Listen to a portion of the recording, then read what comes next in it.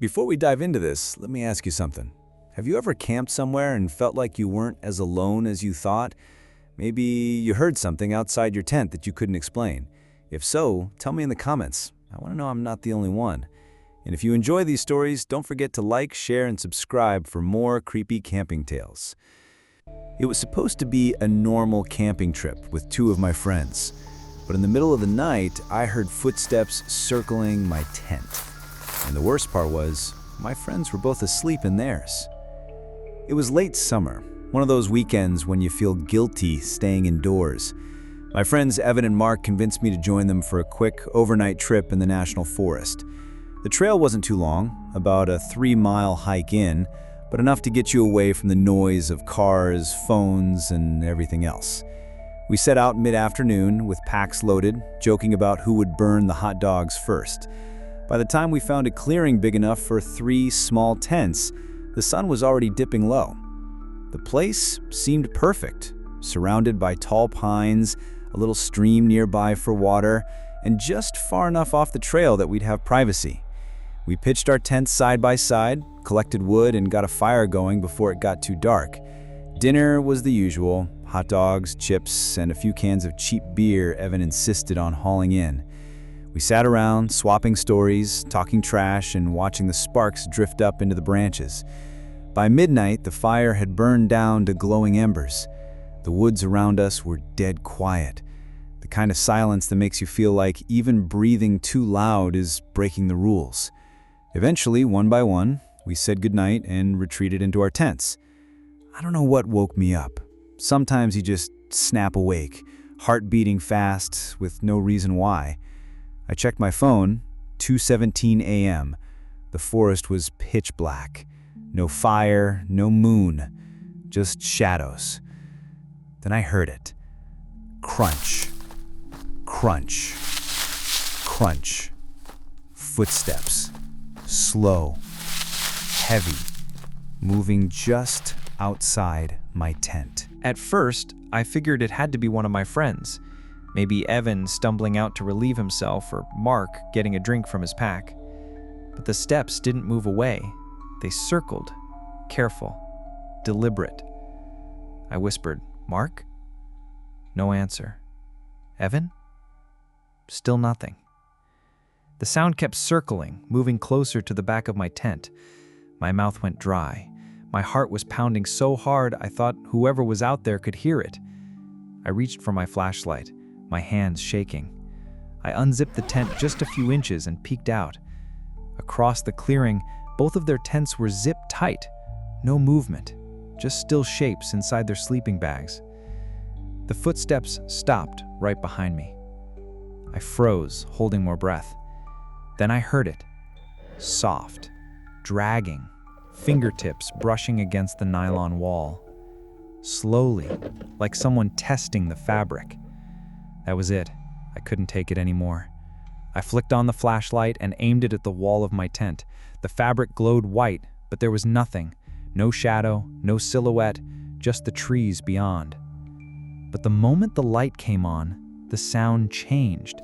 The footsteps didn't stop, they sprinted. The crunching exploded into frantic running, tearing through the underbrush, breaking branches as it disappeared into the distance. Then silence. I sat there shaking, clutching the flashlight like it was a weapon. I didn't dare wake my friends. I didn't even try to sleep again. I just sat upright, staring at the zipper until the sun started to rise. When Evan and Mark finally crawled out of their tents, I tried to laugh it off. "Crazy night, huh? You guys hear anything?" Both shook their heads, groggy and clueless. But when I walked around to the back of my tent, my stomach dropped. The dirt was disturbed. Clear prints pressed into the soil. Not hooves, not paws, boots. They circled the tent once, stopped at the back, and then bolted toward the trees. We were miles from the nearest road, and none of us had boots like that. Needless to say, I've never camped in that forest again.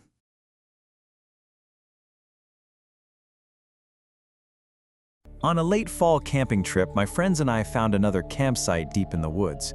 At first, it just looked abandoned, but that night it became clear. Whoever had stayed there before us hadn't actually left. It was the last weekend of September when my friends Evan and Mark dragged me along for one of their annual camping trips.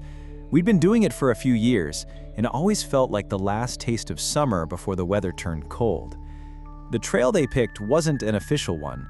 You couldn't find it on park maps. It was more of a faint deer path that wound its way up and down the ridges until it vanished into pine. The first few hours were great. The air was crisp, and every so often the wind would shower us with falling yellow leaves. By late afternoon, we'd hiked far enough that it felt like no one else could possibly be around. Exactly what we wanted. That's when Evan spotted something. "Check it out, there's a fire pit over there." Sure enough, tucked just off the path in a shallow clearing was the remains of a campsite. At first glance, it wasn't that strange. People hike these woods all the time. But as we stepped closer, it didn't look like someone had packed up and left. It looked like they'd just vanished. The fire pit was black with fresh ash, like it had been used recently. A half-collapsed green tent leaned against a log, its fabric torn near the base. An old lantern sat next to it, rusted but still intact. And lying on the ground, half buried in leaves, was a red cooler, tipped on its side. No sleeping bags, no backpacks, no food wrappers, no signs of anyone trying to leave. "Maybe they're coming back," Mark muttered, but his voice didn't sound convincing. Something about the place felt wrong. It wasn't just abandoned, it was interrupted. We moved on a little further and set up our own camp, but the atmosphere had shifted. Normally, we'd be cracking jokes, throwing sticks in the fire, making fun of Evan for burning half the hot dogs. This time, the conversation kept drifting back to the other site. Why would they leave their cooler? Where'd they go? Do you think someone's living out here? By the time we got a fire going, the sun was gone. The trees pressed in around us, tall shadows swaying with the wind. For the first time in years of camping together, none of us were comfortable. Still, by midnight, the fire burned low and we turned in. I crawled into my tent, zipped it up tight, and tried to settle in. That's when I heard it.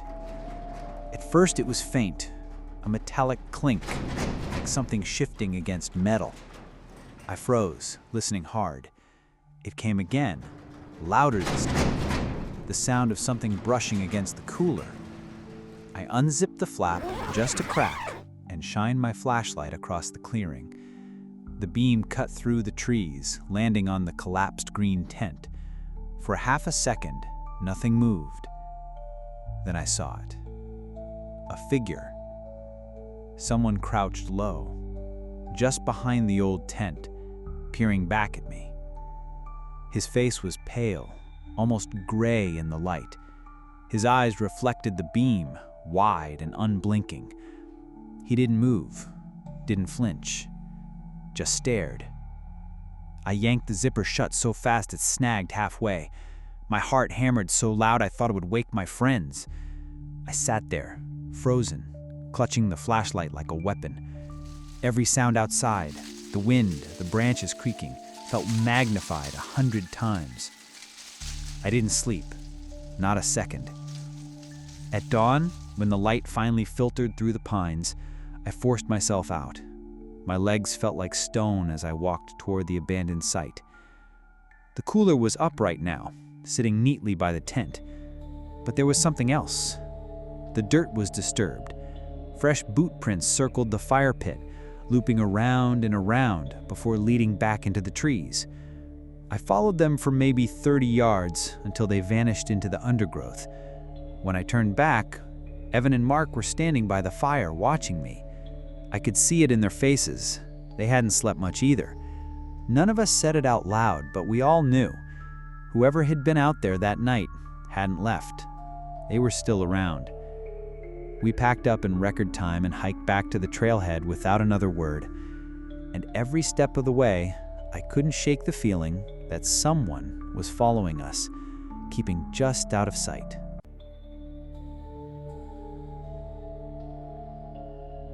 It was the middle of the night, deep in the woods, when we heard it. Something or someone was circling our campfire. It started as one of those picture-perfect trips, the kind you see in outdoor magazines. Me, my cousin Jake, and his friend Logan had packed up for a weekend getaway in the woods. We wanted the whole experience, hiking in, setting up a base camp, cooking over the fire, the works. We found our spot late in the afternoon, a clearing tucked between a ring of tall pines, with a decent view of the ridge. The fire pit looked like it had been used before, which felt comforting at the time, proof that other people camped here. We spent the evening laughing, eating too many marshmallows, and roasting hot dogs until they practically split open from the heat. Jake pulled out a flask, passed it around, and we sat telling dumb stories until the sky went black and the stars burned through the tree canopy. By 1 a.m, Logan had passed out in his sleeping bag, and Jake was close to it. I was the only one left awake, poking the fire with a stick, listening to the night sounds. Owls, the occasional rustle of wind through the trees. That's when I heard it. A crunch. Soft. Deliberate. From just beyond the firelight. At first I thought it was a deer, but the sound wasn't right. Too slow, too heavy, like a person trying not to be heard. I froze, holding my breath. The crunch came again, this time from the opposite side of the clearing. Then another, behind me. Something was moving around us, circling. I whispered Jake's name, trying to nudge him awake, but he just groaned and rolled over. Logan was out cold. It was just me, sitting there with a dying fire, realizing that whatever was out there was aware of me. I tossed another log on the fire, sparks shooting into the air. The flames grew, and for a second, the shadows thinned. That's when I caught it. A glimpse, a shape, just beyond the tree line, too tall for an animal, standing completely still, watching. My stomach dropped. I tried to convince myself it was just my imagination, a trick of the light. But then I heard it again. Footsteps. This time faster, darting from one side of the clearing to the other. The fire popped loud, making me flinch. By now I was wide awake, shaking Jake hard. "Get up! Someone's out there." That did it. He sat up, bleary-eyed. "What are you talking about?" Before I could answer, the sound came again. Crunch. Crunch. Slow. Measured. This time, we both heard it. Jake's face went pale. He reached for the hatchet we'd used earlier to split wood. I grabbed the flashlight from my pack and aimed it toward the trees. The beam cut through the dark, but hit nothing but trunks and branches. Then, from the opposite side of the clearing, a low whistle. Long, drawn out. Logan finally stirred, sitting up groggy and confused. "What's going on?" We didn't answer. We just stared into the dark, waiting for something to step out. The sound circled us again, footsteps moving clockwise, always just beyond the firelight, as if it knew exactly how far to stay. Every time I turned the flashlight, it was already gone, slipping to the other side. Minutes felt like hours. We sat huddled together, eyes glued to the dark, the fire crackling between us. None of us dared speak. The only sound was the crunching footsteps and that occasional whistle echoing faintly through the trees. Around 3 a.m, the sounds finally stopped. Just silence. We didn't move until dawn. When the sun finally cut through the trees, we staggered to our feet, exhausted, and searched the perimeter. That's when we found them. Footprints. Dozens of them. They circled our camp in a perfect wide ring, just out of reach of the firelight. Boot prints. Bare footprints. Some smaller than a child's, others longer than any of ours.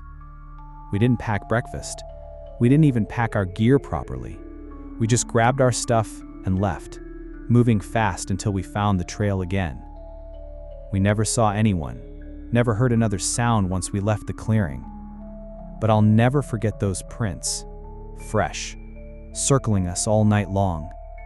And I'll never forget the feeling that whatever was out there wasn't just watching, it was waiting.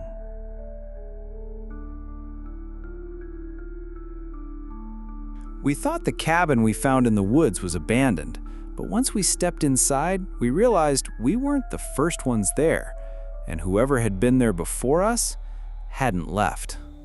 It was supposed to be a simple 3-day camping trip, My buddy Ryan had just gotten some new gear, and he was itching to use it. He roped me and another friend, Chris, into coming along. We loaded up our packs and headed into a stretch of state forest that, according to Ryan, had dozens of old logging roads and forgotten trails. That part was true. The further we hiked in, the more overgrown paths we saw breaking off from the main route. By late afternoon, we were far enough in that cell service dropped completely. Just us, the trees, and miles of silence. We set up camp by a creek, got a small fire going, and cooked a quick meal. Nothing unusual, until Ryan mentioned something he'd seen while gathering wood. "Swear I saw a chimney," he said, tossing a stick into the flames. Chris laughed. "Out here? What, like a fairy tale cottage?"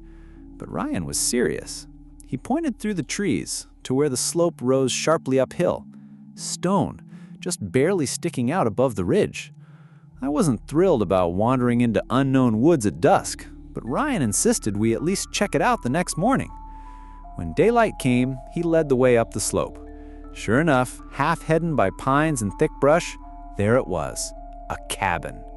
The structure leaned badly to one side, its roof sagging under years of rot. The walls were dark with age, the windows broken, but the stone chimney stood tall, just like Ryan had said. We hesitated at the tree line, staring at it. There was something about the place that felt wrong, like it hadn't been touched in decades, and yet somehow it wasn't as empty as it looked. Ryan, of course, was the first to step forward. "Come on, it's probably just an old hunting cabin. Could be cool." Chris and I followed, though every instinct told me not to. The front door hung crooked on its hinges. Ryan pushed it open, and the smell hit us immediately. Musty, damp, with an edge of something sour. Inside, the floor was warped, the boards gray with mildew. Dust covered everything, or at least almost everything. In the center of the single room was a wooden chair, upright, clean, like someone had just set it there. "Okay, that's weird," Chris muttered. Ryan shrugged, trying to act unfazed, but even he couldn't hide the way his eyes darted round. I walked to the back corner and saw something carved into the wall. Dozens of lines scratched into the wood, like tally marks. Long rows of them, stacked high. Counting something. "Guys, I don't think this place is abandoned," I whispered. That's when we heard it. A faint creak above us, like weight shifting on old floorboards. We all froze. Slowly, we looked up. The ceiling was low, with a square cutout near the chimney, an attic hatch. Chris took a step back. "There's someone up there." Ryan shook his head. "No way. Place hasn't been used in years." Another creak, closer to the hatch. Ryan whispered, "Let's just go." But before we could move, something tapped against the hatch door. 3 slow knocks. That was enough. We bolted, stumbling over the threshold and crashing back through the underbrush. We didn't stop until we reached our camp by the creek, gasping for air. We argued about what to do. Ryan swore it was probably an animal. Chris said it was a squatter. I didn't care. I just wanted to pack up and leave. But Ryan didn't listen. By late afternoon, curiosity got the better of him. He said he was going back just for a quick look to prove it was nothing. Against my better judgment, we followed. When we reached the cabin, the front door was shut tight. None of us remembered closing it. Inside, the chair was gone. The tally marks on the wall were gone too, wiped clean as if they'd never been there. And on the floor, in a neat little row, were 3 sets of footprints in the dust, bare feet, leading from the center of the room straight up to the attic hatch. We didn't stick around to see if they came back down. We left that night, hiking the trail by headlamp, not speaking a word. Even Ryan kept his mouth shut. To this day, whenever I hear an old board creak, I think of that cabin. And I wonder what would have happened if we'd stayed just 5 minutes longer.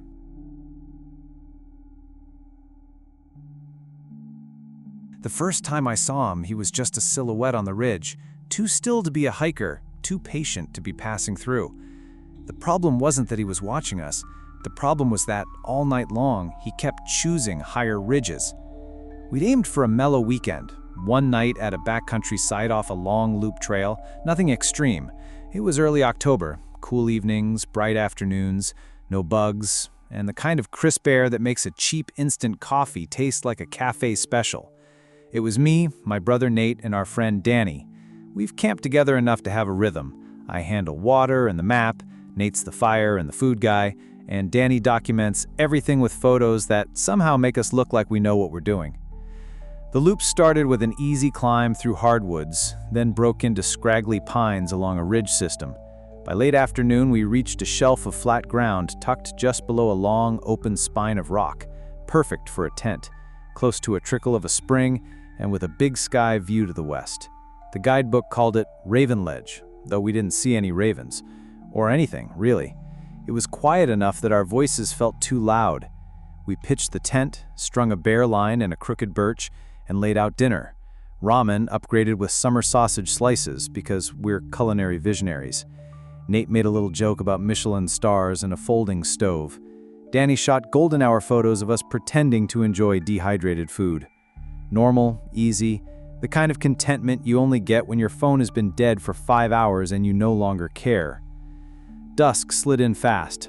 The sky went purple, the ridges turned black. That's when I noticed him.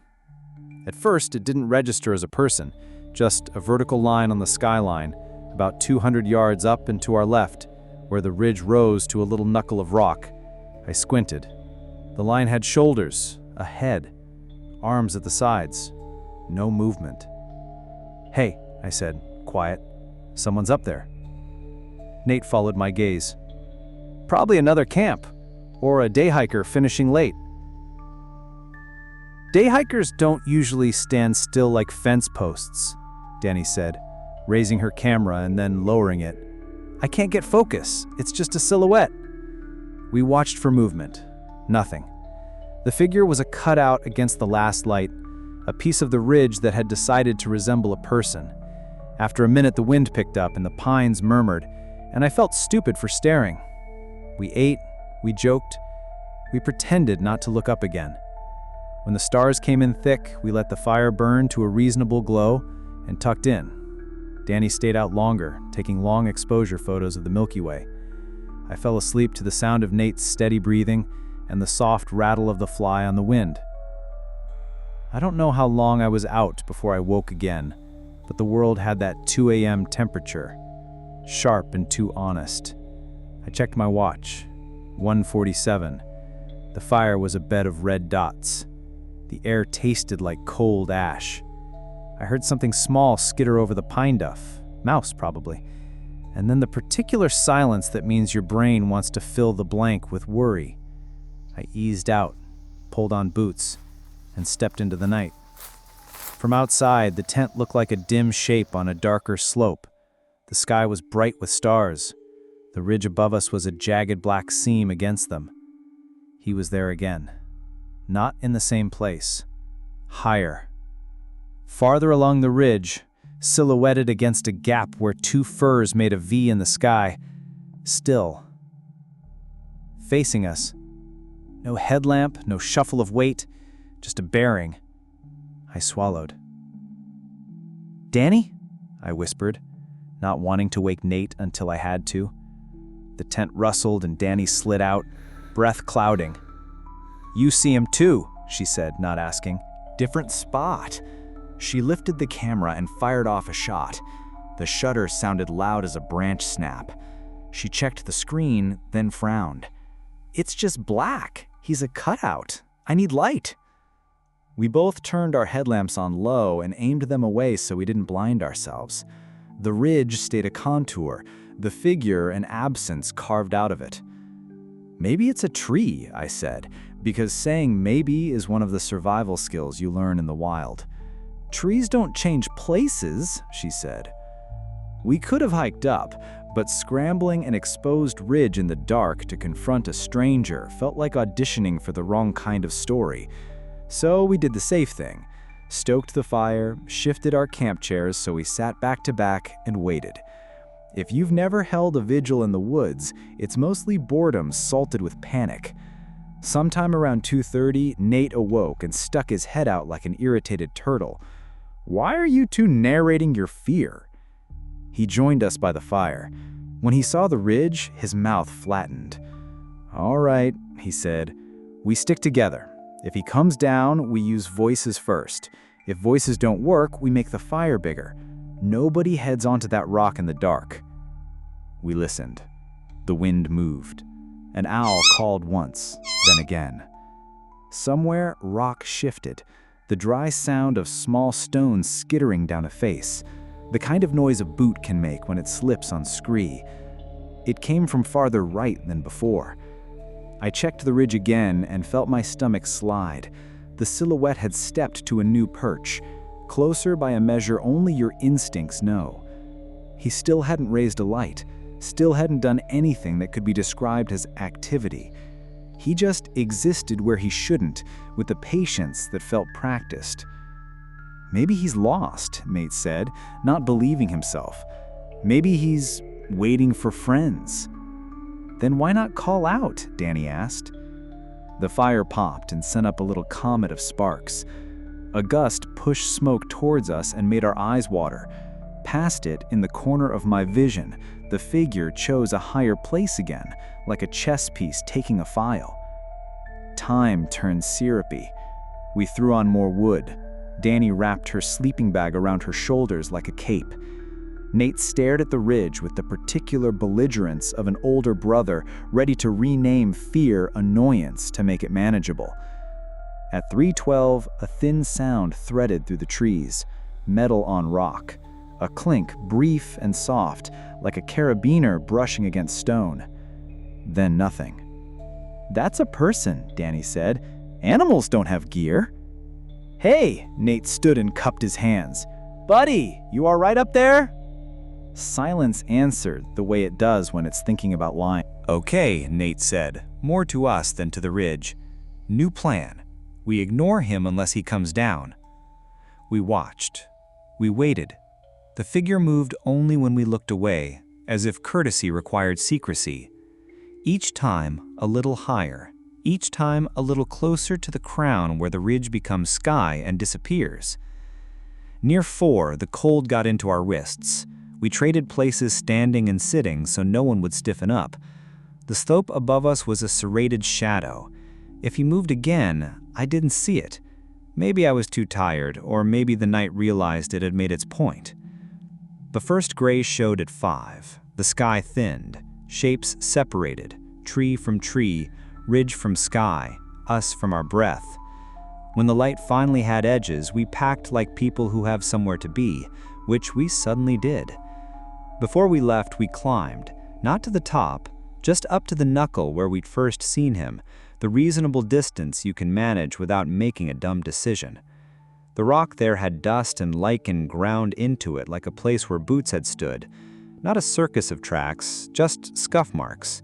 A few small stones shifted out of their nests. And something else. A circle of pebbles, palm-sized, placed neatly around a dark spot of earth. If it had been a fire, it had been extinguished with care long before we arrived. Danny crouched and touched one of the pebbles. "This wasn't random," she said. "Someone sat here." I scanned the slope above, every notch and ledge where a person could pause. Now, in daylight, they were just geology. The line of sight to our camp was perfect. You could watch without being seen, check angles, count the ways down. We didn't say much as we shouldered packs. The morning had its own business, sun on our faces, the ritual of tightening straps, the comfort of tasks. As we dropped off the far side and picked up the loop again, I kept glancing back. The ridge was clean. No cutouts, no watchers, just silhouettes of firs. We moved faster than our usual pace. 2 miles later, at a creek crossing where someone had laid logs like a suggestion of a bridge, Danny stopped. "My night shots," she said, like remembering a friend. She scrolled on her camera as the water muttered past our boots. "Look!" The frames were mostly black, tiny fires of stars, the tent a pale ghost, our faces orange from the coals. In one of them, the ridge was an arc of darker black, and on it, a notch. Not a person, just an interruption. In the next shot, taken 30 seconds later, the notch was gone, and a new one lived 20 feet higher. Light tricks can do that if you want them to. "Delete them," Nate said. She didn't. She slid the camera away like putting a secret back in a pocket. We reached the trailhead by noon, sun warm enough to pull October into something like forgiveness. We shook out our legs, said the routine stuff people say, "Good hike, we should do this again, next time we bring better snacks," and got in the car. No one mentioned the ridge. We didn't need to. I've tried to explain it since. People ask if I'm sure it wasn't a tree. Trees don't move up. Or a hiker. Hikers wave, turn on headlamps, cough, act human. Or a trick of the eyes. Maybe. I say we saw a man. I say he watched us all night and chose higher ground every time we tried to put him in a box. I say the scuff marks were real. The pebble circle was real. The way my shoulders didn't unlock until 3 miles from camp was real. Sometimes when I can't sleep, I think about the ridgeline against the stars, the way a person becomes geometry when you turn off the rules. I picture him standing at the highest point just before dawn, not coming down, not leaving, just watching us thread into the trees like a decision he had already made. And when I drive past the park entrance now, I catch myself looking up at every skyline and counting the notches, making sure they're all trees. I don't always get the same number. Quick question. If you spotted someone watching your campsite from a ridge at dusk, would you hike over to confront them or pretend you never saw it? Drop your take in the comments. And if you like these slow burn, true style camping stories, hit like, subscribe, and share. It helps a ton.